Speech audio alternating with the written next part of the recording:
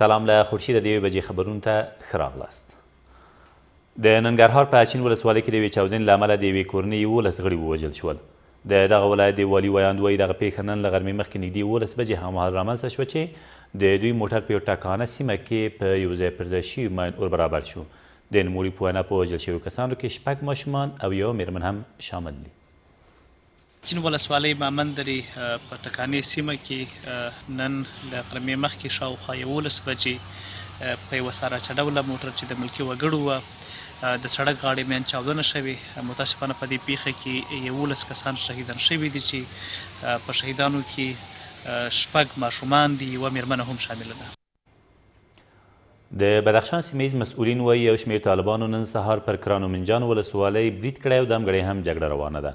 د بدخشان د امنیه قمندانۍ ویاند وایي امنیتي مسؤلین هڅې کوي څو د یاد برید د راکابو کولو په موخه مرستندویه ځواکونه او نور تجهیزات یادې ولسوالۍ ته ورسوي.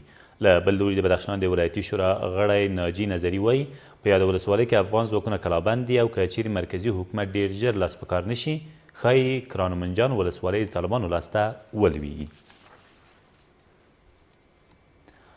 د ټاکنو خپلواک کمیسیون وایي د رایې ورکړې په سیمو او مرکزونو کې نږدې 80 سلنه د رایې شمېرنې لړۍ بشپړه شوې او ښایي د ورځې تر پایه ټوله رایې شمېرنه پای ته ورسیږي.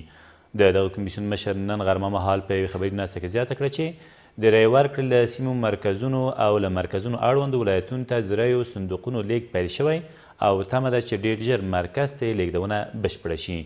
نوموړی همداراز په ډاګه کوي چې په دې ملي بهیر کې هر ډول درغلي، فشار او زور زیاتی به په کره توګه وڅېړل شي او په اړه به یې لازمې پرېکړې هم ترسره شي.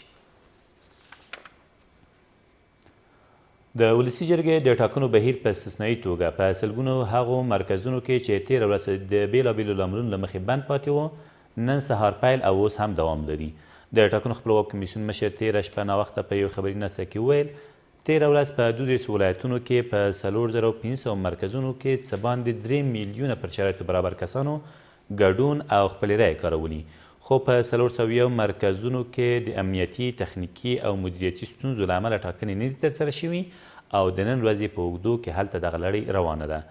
د نوموړي په وینا دغه مرکزونه د کابل په ګډون په 14 ولایتونو کې دي. او د پکتیا د ځاځي اریوب او میرزکي ولسوالیو امنیه قمندانان په ټاکنو بهیر کې د وظیفوي غفلت له امله تېره ورځ له دندو ګوښه شول. د دغه ولایت امنیه قمندان راز محمد مندوزي د یادو قمندانانو له ګوښه کولو سره سم دغه ولسوالیو ته نوي قمندانان لیږلي دي.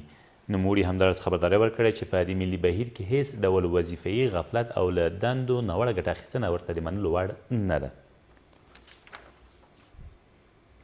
دا تر دې مهاله وروستي خبرونه، تر بیا مو الله مل.